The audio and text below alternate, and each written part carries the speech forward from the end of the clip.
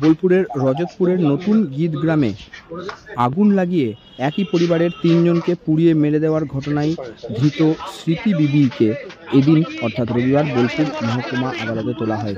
সেখানে বিচারক তার 7 দিনের পুলিশ হেফাজতের নির্দেশ দিয়েছেন। উল্লেখ্য, শুক্রবার বোলপুরের রজতপুরের নতুন গীত গ্রামে আব্দুল হালিম, তার স্ত্রী কেরিমা বিবি ও তার ছেলে আয়ান শেখকে পুড়িয়ে মারার ঘটনা ঘটে। সেই ঘটনায় শিউরে ওঠে গোটা বীরভূমের বাসিন্দা থেকে শুরু করে রাজ্যের মানুষ। তারপরেই সেই ঘটনায় মৃত আব্দুল আলিমের ভাইয়ের স্ত্রী স্মৃতি বিবিকে গ্রেপ্তার করে বোলপুর থানার পুলিশ।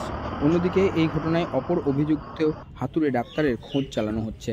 পাশাপাশি এদিন নতুন গীত গ্রামে আব্দুল আলিমের বাড়ি তদন্ত করতে এসে পৌঁছন ফরেনসিক দলের সদস্যরা।